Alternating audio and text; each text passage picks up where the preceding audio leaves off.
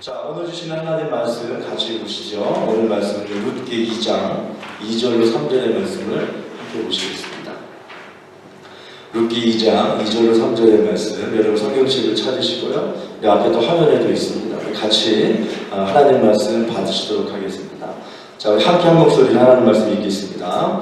모압의 룻이 나오미에게 이르되 원하건대 내가 밭으로 가서 내가 누구에게 은혜를 입으면 그를 따라서 이삭을 주겠다 하니 나오미가 그에게 이르되 내 따라 갈지어다 하매 룻이 가서 베는 자를 따라 밭에서 이삭을 줍는데 우연히 엘리멜렉의 친족 보아스에게 속한 밭에 이르렀더라. 아멘. 자, 우리 앞뒤 자리에 있는 분들 한번 우리 반갑게 축복하면서 인사하겠습니다. 반갑습니다. 잘 오셨습니다. 한번 인사하시죠. 반갑습니다. 잘 오셨습니다. 네, 예배 자리에 오시면 환영하고 축복합니다. 네, 우리 지난 주간까지 우리 이스라엘 민족이 가나안 땅에 정착하던 시기에 일어났던 일들이죠. 그 일들을 기록한 사사기의 말씀을 우리 함께 살펴보았습니다. 구약 성경을 우리가 보게 되면요, 이 사사기 말씀에 바로 이어서 연결되어서 자리하고 있는 그런 말씀이 있는데요, 룻기라고 하는 그런 말씀입니다.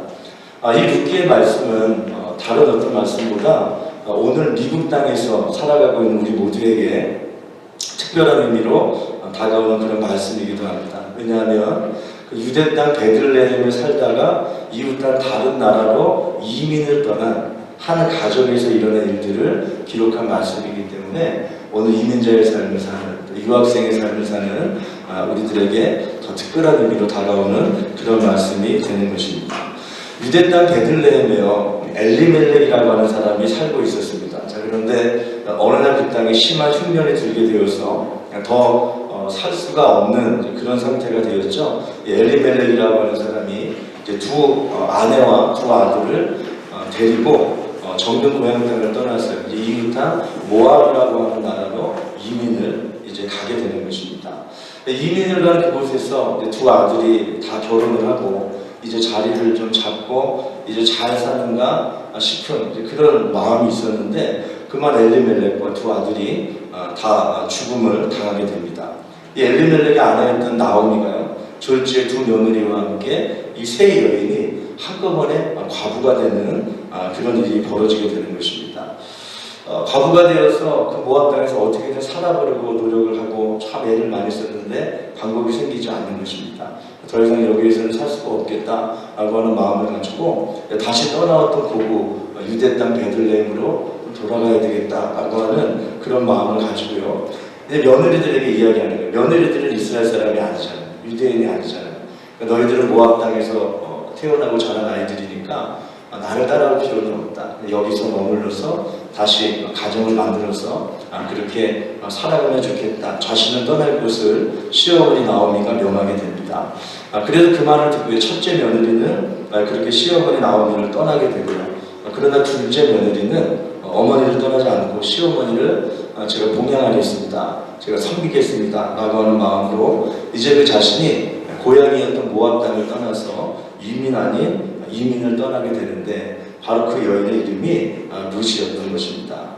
이 시어머니의 고향이었던 유대 베들레헴에서요, 이제 그녀는 유대의 풍습을 따라서 같은 가문의 유력자였던 보아스라고 하는 사람을 이제 만나게 되고요. 이 보아스와의 만남을 통해서 그 인생의 극적인 역전승을 그녀가 경험하게 됩니다. 자, 그렇기 때문에 룻기는 이 이방 여인이었던 룻이 주인공이 되는 그런 이야기입니다. 하나님의 일하시는 방법은 참으로 놀라운 것이었어요. 계속 지난 주간 또 전 주간 말씀을 나누고 있습니다만 상식의 눈으로 바라보고 기대할 수 없는 일들이 벌어지는 거잖아요. 하나님의 일하시는 방법은 참 놀라운 것이어서 이 이방 여인 룻의 후손 중에 여러분 잘 아시는 다윗 왕이 태어나게 됩니다. 이방 여인 룻이 이제 예수님의 조상이 되는 것입니다. 이 극적인 인생 역전의 주인공이 된 룻은 어떤 사람이었을까? 오늘 하나님 말씀을 통해서 룻의 모습을 다시 한번 생각해보고 하나님 말씀을 나누도록 하겠습니다. 자, 첫 번째 우리가 기억할 것은 룻은 은혜의 귀함을 깨달은 그런 사람이었습니다. 말씀드린 대로 엘리멜렉의 가정은 유대 땅을 떠나서 모압으로 이민을 간 그런 사람들이었습니다.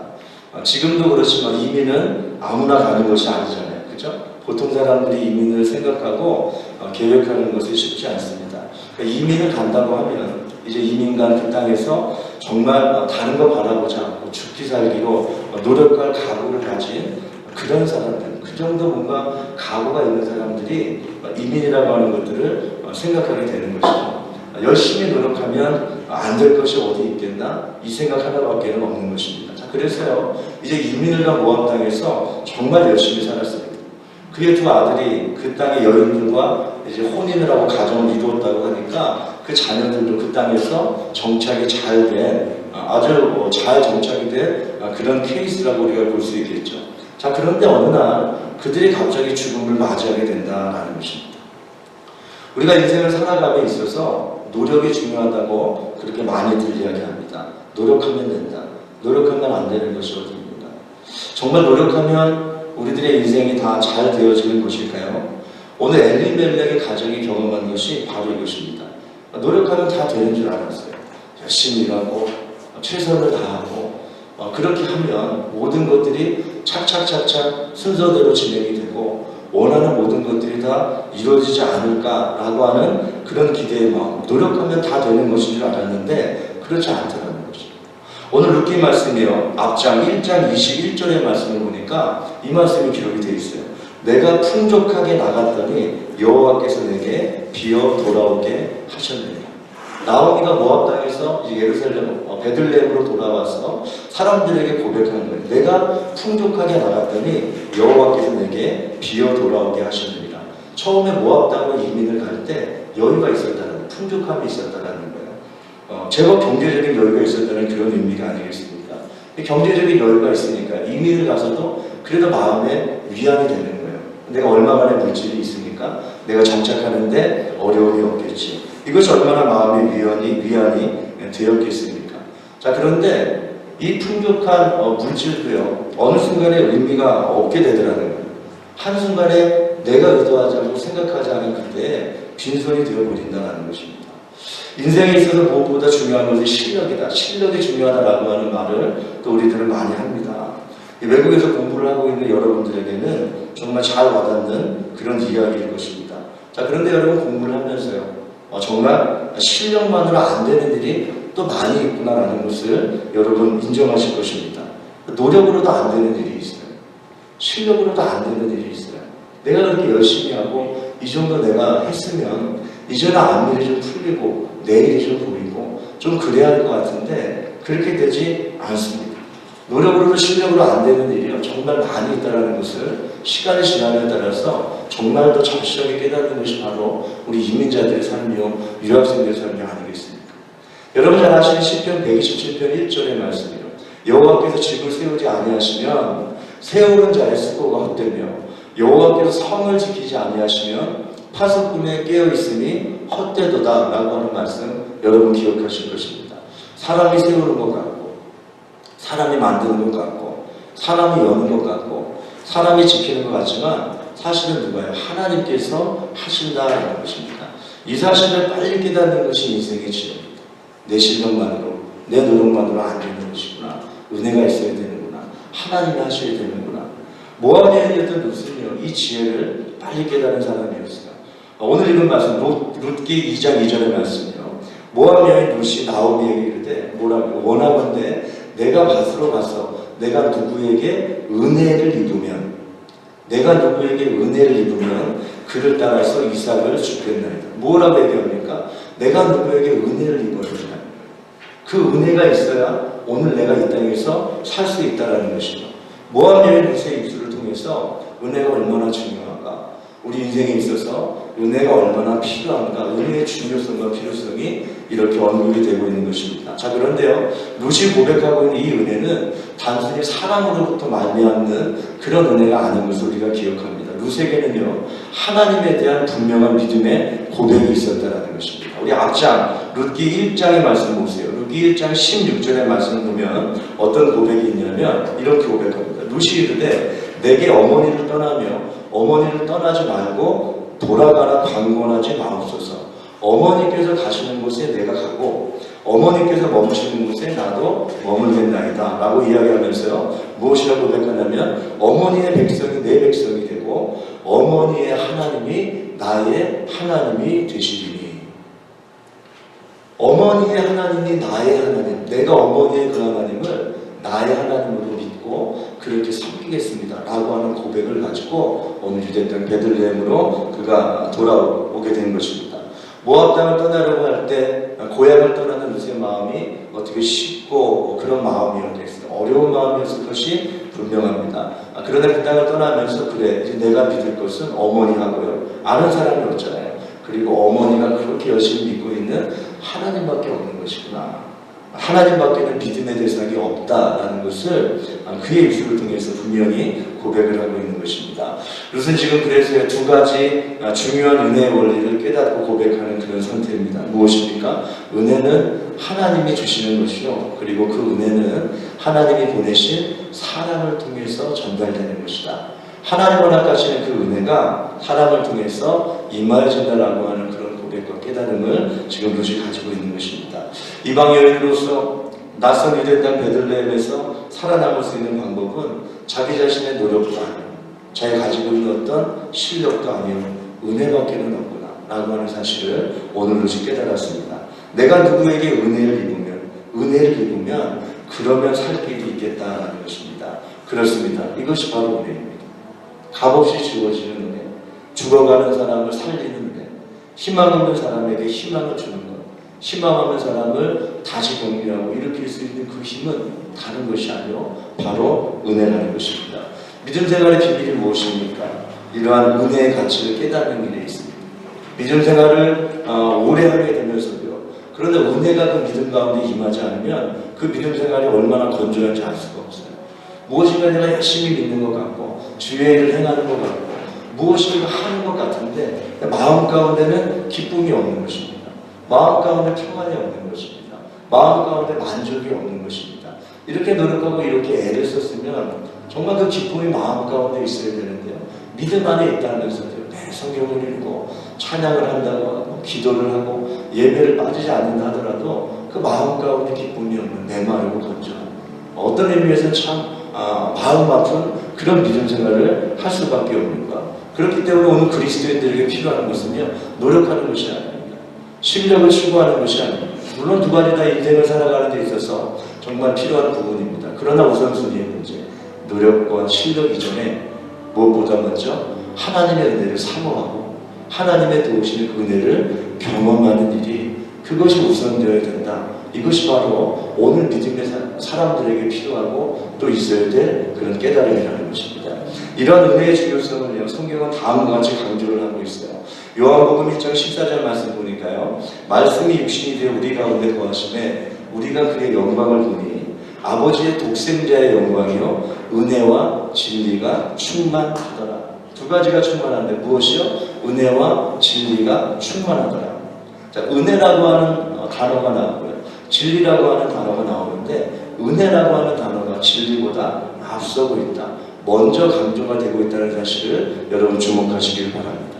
진리의 중요성이 떨어진다는 그런 말은 아니고 진리가 필요해요. 진리를 알아야 돼요. 참이 무엇이고 거짓이 무엇인지를 오늘 우리는 알아야 합니다. 그러나 진리만 가지고 진실만 가지고 사람이 나가고요, 진실만 가지고 사람이 이야기하기 시작하면 서로 정죄할 수밖에 없어요. 진실은 부족함이거든요. 나도 부족하고 너도 부족한 거예요. 그게 사실이에요. 그 진실만 놓고 보니까 나도 마음에 안 들고 상대방도 마음에 들지 않는 거예요. 진실만 놓고 보면 서로 정죄하고 판단할 수밖에 없고 그렇게 이야기하고 대화를 할 수밖에 없다는 것입니다. 누가 더 잘하나 누가 더 못하나 이 사실만을 그렇게 평가하기 때문에 그렇습니다. 자, 그래서 무엇이 필요합니까? 은혜가 필요하다는 것입니다. 은혜로 덮어주는 것입니다. 은혜로 서로를 이해하는 것입니다. 내가 은혜로 용납을 받고 내가 잘 못하는 것 있죠. 내가 부족한 건 많죠. 또 그것이 하나님으로부터 은혜로 용납을 받으면서 은혜로 대화하고 은혜로 서로를 바라보고 은혜의 마음을 가지고 그렇게 나아갈 때 함께 나아가는 그 일이 가능하게 된다. 은혜가 기초가 될 때 진리는 더 강력한 힘을 발휘하게 된다는 것입니다. 여러분 마태복음 5장을 보시면요, 여러분 잘 아시는 말씀이 믿음의 사람들이 누리게 되는 8가지의 축복이 소개가 되고 있지 않습니까? 우리가 흔히 팔복이라고 부르는 그런 축복의 내용들이 소개가 되고 있는 것이 신약성경 마태복음 5장의 말씀이었어요. 마태복음 5장 8절의 말씀 보니까 여러분 잘 아시는 이 말씀이 있어요. 마음이 청결한 자는 복이 있나니 그들이 하나님을 볼 것이요. 마음에 청결함이 있으면, 깨끗함이 있으면 그가 축복을 받는데 하나님을 보는 축복을 누리게 된다는 것입니다. 자, 그런데요, 이 마태복음 5장 8절 바로 앞절의 말씀을 여러분 좀 주목해서 보셔야 됩니다. 마태복음 5장 7절의 말씀 보니까요, 긍휼히 여기는 자는 복이 있나니 그들이 긍휼히 여김을 받을 것이며. 마음이 청결한 자, 깨끗한 사람이 얻는 축복 이전에 먼저 추구되어야 될 축복이 무엇입니까? 긍휼히 여기는 축복. 긍휼의 마음을 그 마음 가운데 가져야 된다는 것입니다. 이것이 참 의미가 있어요. 만약에 어떤 사람의 눈에 긍휼의 눈이 생기지 않고요, 긍휼의 마음이 생기지 않은 채 그 마음이 청결함을 잊게 되면 어떤 일이 벌어질까요? 자신의 마음의 청결함을 자랑하게 됩니다. 그리고 마음이 깨끗하지 못한 다른 사람들을 바라보면서 그들의 깨끗하지 못함을 정죄하고 판단하게 될 것이 분명하지 않습니까? 마음의 청결함이 그건 내 실력이에요. 내가 가진 것이. 자, 그런데 그것이 긍휼의 눈을 입지 않으면, 긍휼의 눈을 가지고 그렇게 다른 사람을 바라보는 그 마음이 준비되지 않은 상태로 내 마음이 청결하게 되면 결국 내 마음의 청결함을 자랑하는 것, 그것밖에는 될 수가 없다. 역시 먼저 은혜를 체험해야 된다. 긍휼히 여김을 받는 그 은혜가 필요한 것을 하나님 말씀은 강조하고 있는 것입니다. 그렇습니다. 은혜의 중요성을 여러분 알고 계십니까? 은혜의 필요성을 여러분 알고 계십니까? 은혜의 중요성과 필요성을 깨닫는 사람에게 하나님 역사는 허락되는 것입니다. 모쪼록 다른 것 이전에 노력도 필요하고 실력도 필요한 것입니다. 그것으로 모든 것을 다 이룰 수는 없었습니다. 하나님의 은혜를 사모하시고 더 사모하시는 여러분 되시기를 주님의 이름으로 축복합니다. 아멘. 그게 우리에게 필요한 거예요. 그 은혜 힘으로 일어나는 것입니다. 자, 두 번째 룻은 은혜 안에서 최선을 다하는 사랑이었습니다. 룻은 시어머니 나라 유대 땅 베들레헴으로 이제 이민을 오게 되고 이주하고 정착하는 과정에서 그가 열심을 했던 일이 있는데 무엇이냐면 바로 배우는 일이었어요. 이스라엘의 문화를 배우고 율법을 배우는 일에 아주 열심을 냈다라는 것입니다. 여러분 아시는 것처럼 이스라엘 공동체는 율법 공동체이지 않습니까? 하나님께서 주신 그 율법을 기준으로 그 테두리 안에서 살아가야 되는 사람이기 때문에 다른 민족에서 살아가는, 다른 나라에서 살아가는 어떤 그런 사람들에게는 참 낯선 것이 분명합니다. 그렇죠? 미국 안에도 유대인들이 많이 있잖아요. 유대인 공동체는 자기들만의 룰을 가지고 그렇게 살아가잖아요. 절기를 지키고 나름대로 자기들만의 그런 이벤트를 진행하면서 아주 특별한 그런 문화를 가지고 있기 때문에요. 이 이스라엘의 문화를 배우고 율법을 배우는 일이 필요한데 오늘 룻이 그 일에 게으르지 않고 열심히 배웠다는 거죠. 자, 이렇게 이제 내가 이렇게 살아야 되겠다. 그냥 살아갈 수 없으니까 이들의 문화가 무엇인지 또 특별히 가장 기준이 되고 중심이 되는 율법이 무엇인지를 열심히 배우다 보니까요. 이 율법 안에서 이방 여인인 자기, 모압 여인이었던 그 자신이 이제 이 땅에서 살아갈 수 있는 그런 희망의 빛을 발견하게 되는 것입니다. 레위기 19장 9절과 10절 말씀 보면요. 너희가 너희의 땅에서 곡식을 거둘 때 너는 밭 모퉁이까지 다 거두지 말고 내 떨어진 이삭도 줍지 말며 내 포도원의 열매를 다 따지 말고 내 포도원에 떨어진 열매도 줍지 말고 가난한 사람과 거류민을 위하여 버려두라. 나는 너희의 하나님이다. 레위기 말씀이에요. 하나님께서 이스라엘 백성들에게 율법을 주시는데 이 말씀을 주셔요. 너희가 추수를 할 때 포도원에서 열매를 딸 때 다 따지 말라는 거예요. 일부러 좀 남겨두라는 거예요. 왜냐하면 그래야 가난한 사람들이 와서 그것을 가지고 살아갈 수 있고 거류민은 이민자입니다. 이제 이방 나라에서 옮겨와서 땅이 없잖아요. 어떻게 살 길을 찾지 못하는 그 사람들을 위한 배려의 마음이 오늘 레위기 19장 말씀에 그렇게 드러나고 나타나는 것입니다. 율법을 연구하다 보니까 이런 기준이 있는 걸 아는 거예요. 하나님께서 이런 조치를 마련해 주셔서 타국인들을 위한 배려가 율법 안에 존재하고 있다는 사실을 발견하게 되고 이것이 그녀에게 희망이 되었다는 것입니다. 만약에 그녀가 모압에서 유대 베들레헴으로 이주하게 되고 이제 아무도 아는 사람도 없고 문화도 낯설고 땅도 낯설고 물도 낯설고 얼마나 그 마음 가운데 어려운 마음이 많이 있었겠어요. 남편도 없죠. 시어머니를 동양해야 되겠는데 뭐 어떻게 뭘 해야 될 줄을 모르는 그런 상황 가운데서 이것이 그녀에게 희망이 되었어요. 만약에 그녀가 자신의 신세를 한탄하면서 내 인생이 이게 뭐냐는 거야. 이렇게 내가 젊은데 벌써 이렇게 과부가 됐어. 이게 그럼 모압 땅, 고향 땅도 아니고 이 이민 땅, 타국의 땅까지 와서 내가 이제 먹고 살 일을 이것을 걱정을 해야 되니까 참 내 인생 돌아보면 참 애달프다, 슬프다. 이렇게 이스라엘의 문화를 배우기를 거절하고 율법 배우기를 거절하는 그런 마음이었다면, 그렇게 두 손을 놓아버렸다면 이 말씀을 결코 깨닫지 못했을 것입니다. 자, 그래서요, 룻이 시어머니에게 제안을 하는 거예요. 어머니, 내가 율법을 보니까 이런 조항이 있네요. 우리 타국인들을 위한 그런 배려가 있네요. 가난한 사람들을 위한 그런 배려가 있네요. 이제 나가서 내가 이삭 줍기를 하면 되지 않겠느냐라고 하는 그런 제안을 시어머니에게 하게 되는데, 시어머니가 시켜서 하는 게 아니에요. 너 나가서 이삭 좀 주워라. 그래서 하는 것이 아니고, 오늘 말씀의 기록대로 룻이 먼저 내가 나가서 이삭 줍기를 하겠습니다 라고 하는 그런 제안을 했다라는 것입니다. 그녀의 열심은 여기서 그치지 않았습니다. 룻기 2장 6절과 7절 말씀. 이는 나오미와 함께 모압 지방에서 돌아온 모압 소녀인데 그의 말이 나로 배는 자를 따라 단 사이에서 이삭을 죽게 하소서 했고, 아침부터 와서는 잠시 집에서 쉰 후에 지금까지 계속하는 중입니다. 이제 이삭 죽기를 하는 거예요. 이삭 죽기를 하는데 오늘 말씀은 주변에 있는 사람들, 다른 일꾼들이 그 룻을 일하는 모습을 평가하는데 뭐라고 평가하냐면, 아침부터 와서, 일찍부터 와서 잠깐 휴식한 다음에 지금까지 저녁까지 계속해서 이렇게 열심히 일하고 있다라고 그렇게 칭찬을 하는 거예요. 함께 일하는 사람들에게도 감동을 줄 정도로 그렇게 열심히 룻이 그렇게 일했다라는 것입니다. 당시 이방 여인에 대한 유대인들의 눈은요, 시선은 결코 호의적인 것이 아니었어요. 비판적으로 바라보고, 그렇잖아요.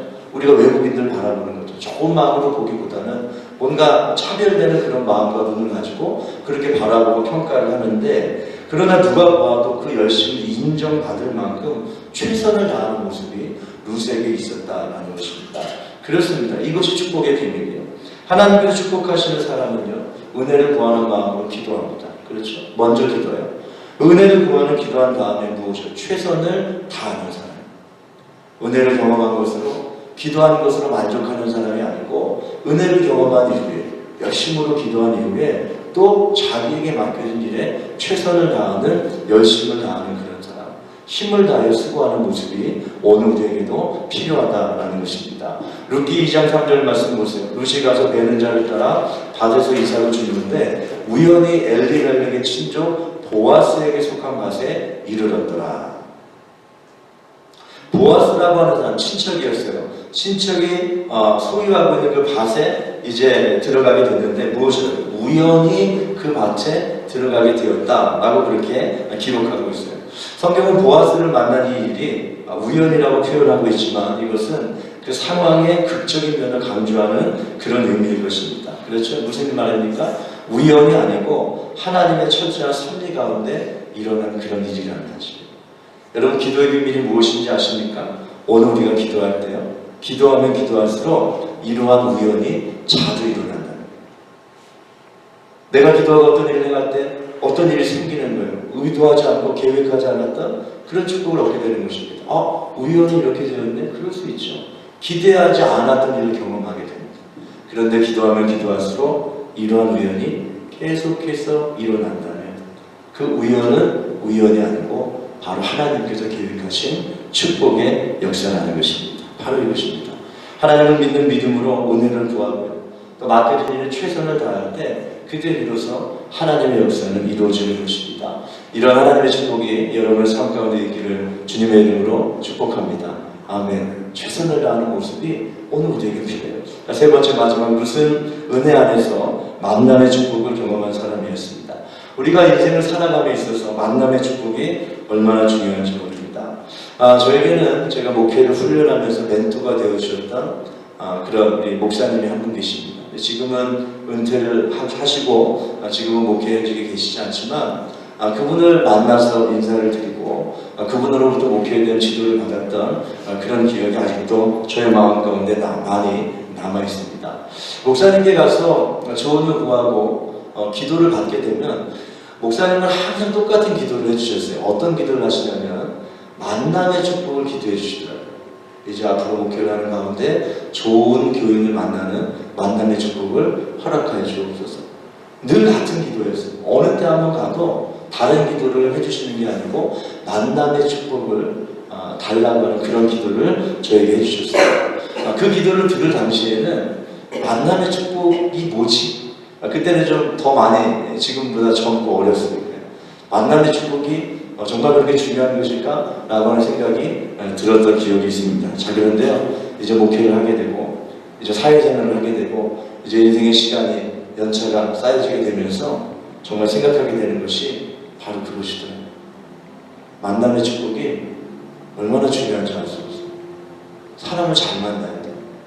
내가 아무리 노력하고 내가 아무리 애를 써서 무엇인가 세워놓고 일어나도 사람 한번 잘못 만나면요, 그 인생이 순식간에 엉망진창이 되는 것을 저는 얼마나 많이 그동안 보았는지 알 수가 없습니다. 우리 자녀들에 대한 정말 의미 있는 축복의 기도는 어떤 것일까? 자녀를 축복하는 정말 그 기도는 어떤 것일까? 어떤 기도가 정말 좋은 기도일까라고 하는 그런 생각을 해보게 됩니다. 돈을 많이 벌게 해달라고요. 우리 자녀가, 우리 자식이 돈을 많이 벌게 해달라고 그렇게 기도할 수 있습니다. 자, 그런데요, 나쁜 사람 만나면 그 돈은 순식간에 사라지는 것입니다. 좋은 직장에 취직하게 해달라고, 안정적인 직업을 가지게 해달라고 우리가 기도할 수 있을 것입니다. 자, 그런데 아무리 직장이 안정이 되고요, 좋은 배우자 만나지 못하면, 배우자를 잘못 만나면 그 인생이 생지옥을 경험하게 되는 것을 또 우리가 얼마나 많이 봅니다. 그러므로 첫 번째 기도도 두 번째 기도도 모두 만남에 대한 기도일 수밖에 없어요. 어디를 가든 좋은 사람을 하나님께서 보내시고 얘기하신 그 좋은 사람 만나서 그 인생이 하나님의 은혜 가운데 형통함의 축복을 입게 해달라고 하는 그 기도, 만남에 대한 축복의 기도를 오늘 우리는 할 수밖에 없다는 것입니다. 오늘 이렇게 하나님의 은혜로 충만했던 루세에게 하나님께서는 보아스라고 하는 사람과의 만남을 허락해 주십니다. 자, 그런데 이 보아스라고 하는 사람이 참 특별한 사람이었던 것을 발견하게 됩니다. 룻기 2장 4절의 말씀 보니까 보아스가 어떤 사람이었는지를 이렇게 소개하고 있어요. 마침 보아스가 베들레헴에서부터 와서 베는 자들에게 이르되 여호와께서 너희와 함께 하시기를 원함으로 하니 그들이 대답하되 여호와께서 당신에게 복 주시기를 원하나이다 하니라. 자, 보아스가 이 밭의 주인이에요. 이제 돌아와서 그 일하고 있는 그 자기의 그 종이잖아요. 자기 종들한테 인사를 하는데 뭐라고 하냐면 여호와께서 너희와 함께 하시기를 축복하는 인사를 합니다. 자, 그랬더니요, 그 함께 일하는 그 종들이 또 뭐라고 대답을 해요? 여호와께서 당신에게 복 주시기를 원하나이다 하니라. 자, 무슨 이야기입니까? 보아스는 주인이었음에도 불구하고 이 종들로부터 축복을 받는 그런 사람들이었어요. 이것은 대단히 의미 있는 말씀입니다. 그렇지 않아요? 여러분 잘 아시는 것처럼 종들에게 축복을 받는 주인은 흔하지 않아요. 주인은 일시키는 사람이잖아요. 그 일시키는 걸 받고 일하는 그 종의 입장에서 주인을 기뻐하고 주인을 축복하고 정말 우리 주인 좋은 주인이라고 하는 그런 평가를 하는 종을 만나는 일은 그것은 쉽지 않은 일입니다. 그렇지 않아요? 가장 가까이에 있는 사람이 그 사람에 대한 정확한 평가를 하는 거예요. 종들이 오는 주인인 보아스에게 대해서 이렇게 기쁜 마음을 가지고 주인이 오면 인상을 쓰고 또 어떤 일을 시킬까? 나를 힘들게 하지는 않을까? 라는 그런 마음을 가지고 종들이라는 의뢰인 주인을 피하기 마련인데 피하지 않잖아요. 주인이 온 것을 기뻐하면서 오히려 축복하죠. 하나님이 당신을 축복하면 좋겠습니다. 주인을 기뻐하는 종들의 모습을 통해서, 주인을 축복하는 종들의 이러한 말을 통해서 오늘 보아스의 인격이 어떤 것인지, 보아스의 어떤 그런 마음 씀씀이와 행동이 어떤 것인지 하는 것을 오늘 우리가 발견하게 된다라는 것입니다. 룻기 2장 1절의 말씀 보면요, 나오미의 남편 엘리멜렉의 친족으로 유력한 사람이 있는데 그 사람의 이름이 바로 보아스다. 보아스는 유력한 사람이었어요. 보아스를 가리켜서 유력한 자라고 평가를 합니다. 자, 어떻게 보아스는 실력자, 유력자가 될 수 있었을까? 어떻게 보아스는 주변에 있는 사람들로부터 그렇게 인정을 받을 수 있었을까? 그것은 그 자신이 받은 축복을 기꺼이 다른 사람들과 함께 나누는 그런 삶을 살았기 때문이라는 것입니다. 보아스는 밭이 있었어요. 부자라는 이야기입니다. 하나님으로부터 많은 재물의 축복을 받은 사람이었어요. 그것을 가지고 자기가 높아지고 자기만 잘 사는 그런 길을 선택하는 것이 아니고요. 오늘의 말씀을 보니까요. 종들을 그렇게 친절하게 대했어요. 종이라고 해서 함부로 대하는 것이 아니라는 것입니다. 이제 더 나아가서 이방 여인, 루시라고 하는 이방 여인에게도 친절을 베푸는 그런 모습을 가지고 있어요. 주인이 종을 함부로 대한다고 해서 누가 뭐라고 합니까? 주인의 권리인데. 이방 여인이 왔는데 그냥 외면하고 모른 척해도 그게 무슨 잘못입니까? 그 이방 여인, 우리나라 여인도 아니고 다른 나라 여인을 내가 그를 보살피고 친절히 대할 의무가 없잖아요. 그러나 그럼에도 불구하고 주인의 자리에서 보아스는 종들을 친절하게 대했어요. 보살필 수가 없는 이방 여인을 보면서도 그에게 관심을 가지고 그에게 친절히 대해주었다라는 것입니다. 이렇게 보아스는 베푸는 삶을 살았습니다. 보아스의 모습을 통해 우리가 도전을 받습니다. 무엇입니까? 진정한 실력자가 누구인가? 진정한 실력자는 자기 자신에게 허락된 축복을 사명으로 여기는 사람이라는 사실을 우리는 깨닫게 되는 것입니다. 어떤 사람이 받은 축복이 있어요. 하나님이 나에게 축복을 줬어요. 물질의 축복이건 어떤 축복이건 하나님이 나에게 어떤 축복을 주셨을 때 이것은 나만을 위한 것이 아니고 자신의 받은 축복을 사명으로 깨닫는 거예요. 다른 사람에게 이것을 가지고 다른 사람을 섬겨주라고, 다른 사람들에게 가능한 대로 많이 베풀고 많이 나누라고 하는 그런 사명, 그런 책임을 가지고 나에게 물질도 주셨고 나에게 능력도 주셨고 나에게 어떤 지위를 주셨다. 이 받은 축복을 사명으로 깨달을 때까지 그 축복은 진정한 의미의 축복이 되지 않는다는 것입니다. 오늘 나에게 풍족함이 있는데 이 풍족함이 하나님의 뜻에 의해서 나누어지고 베풀어지는 그런 일에 사용되지 못할 때 어떤 일이 벌어지겠어요? 이 풍족함 때문에 시험이 들고요. 가정의 어려움을 겪게 되는 것이요. 내 자녀만 생각하고 내 가족만 생각하고 그것을 그렇게 사용할 때 넉넉해서 나는 좋은 것 같은데 많은 사람들로부터 손가락질을 받고요. 많은 사람들로부터 인정을 받지 못하고 많은 사람들이 따르지 못하는 그런 반쪽짜리 성공을 그만 누리게 되고 만다. 하나님의 사명을 위해서 하나님 허락하신 그 무엇인가를 사용하는 것이 중요함을 우리는 깨닫게 되는 것입니다. 그렇습니다. 우리 하나님의 사람들이요, 믿음의 사람들이 다른 사람을 대하는 것은 무엇이 달라도 달라야 돼요. 여러분이 이제 앞으로 이제 공부를 마치고 높은 자리에 올라가게 되거든요. 여러분 보아스처럼 친절하게 대하시기를 바랍니다. 주인의 자리에 서게 되거든 함께 일하는 사람들을 사랑으로 보살펴 주시기 바랍니다. 그게 그리스도인이 해야 될 일이에요. 보아스는 종들에게나 이방 여인에게 친절한 사람이었어요.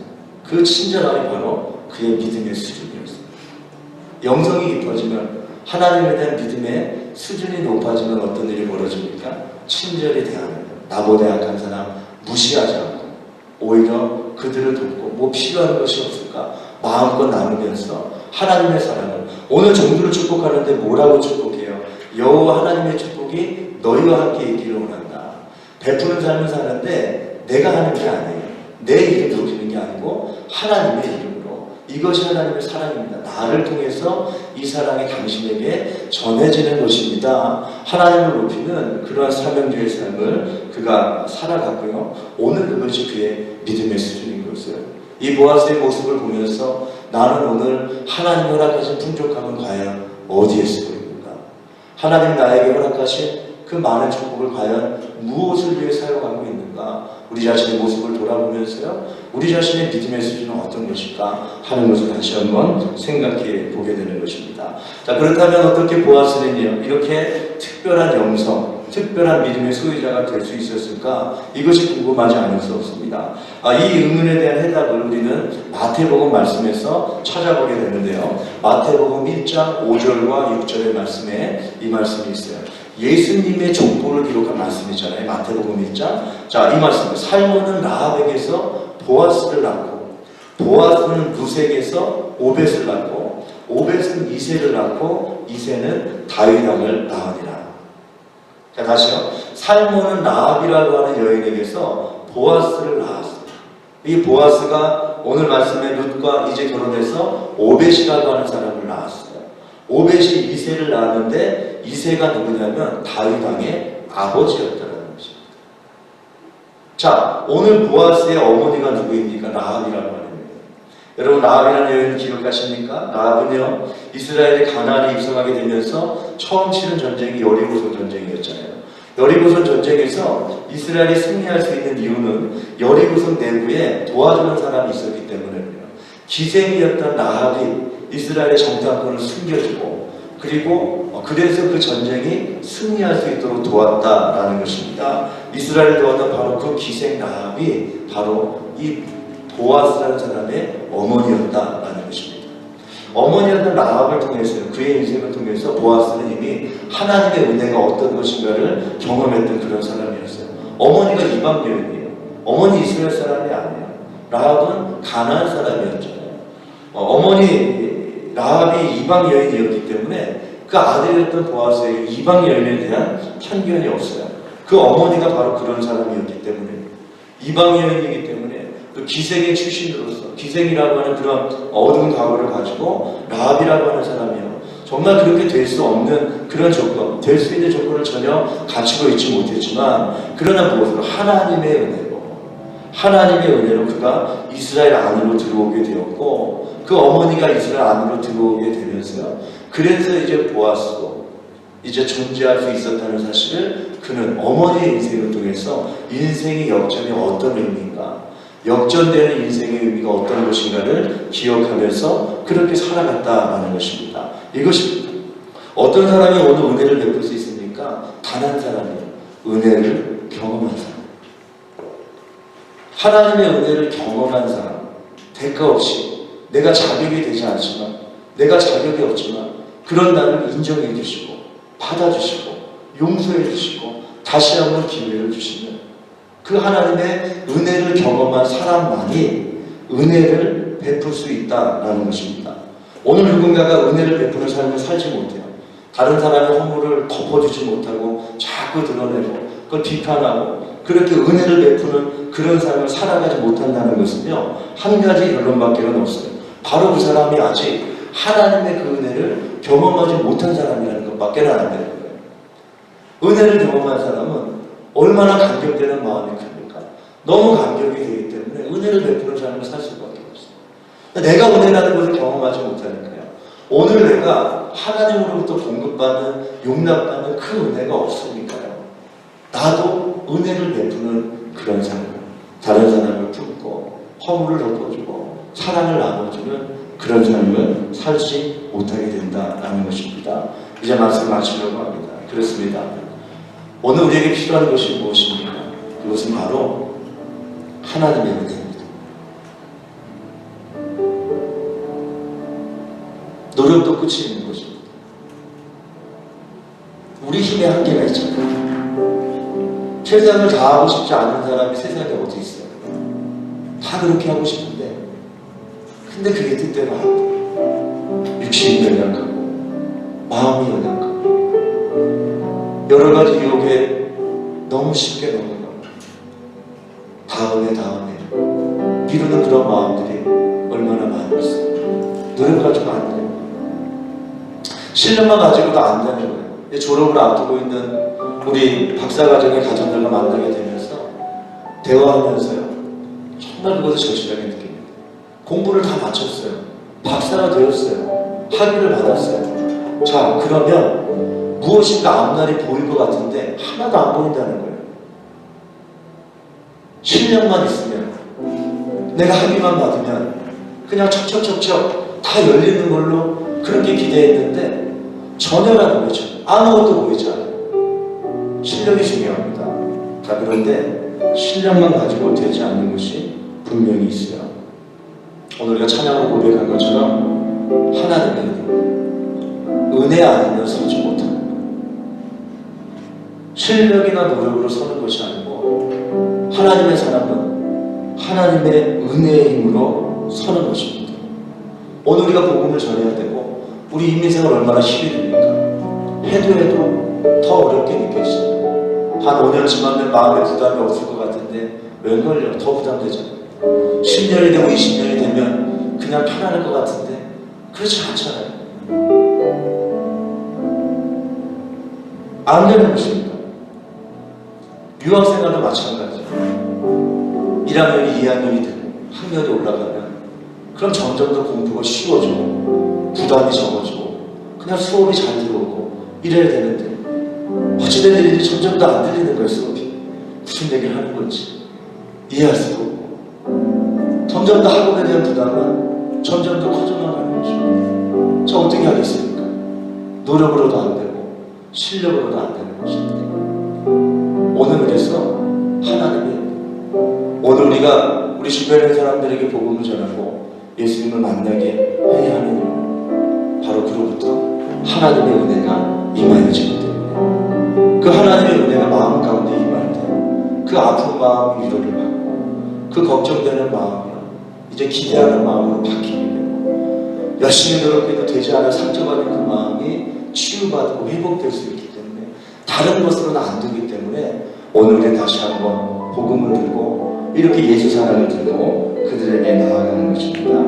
은혜의 귀함을 깨닫는 것입니다. 은혜가 필요합니다. 하나님 우리가 그렇게 기도하는 것입니다. 자기 자신에게 주어진 상황에서 최선을 다하면서 그렇게 나아가는데 오늘 하나님 놀라운 만남의 축복을 통해서 하나님의 역사하시게 된다는 것입니다.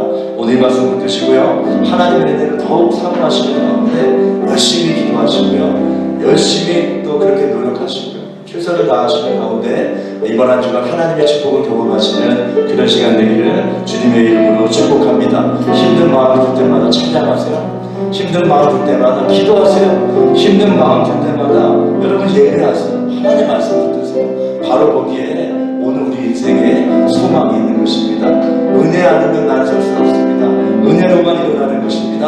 여러분 믿음의 고백을 가지고 함께 찬양하며 나가면 좋겠습니다. 우리 다 자리에서 일어났어요. 우리 아까 고백한 찬양이에요. 은혜 아니면 나 서지 못하네. 진실된 여러분의 마음의 고백을 가지고 하나님의 은혜로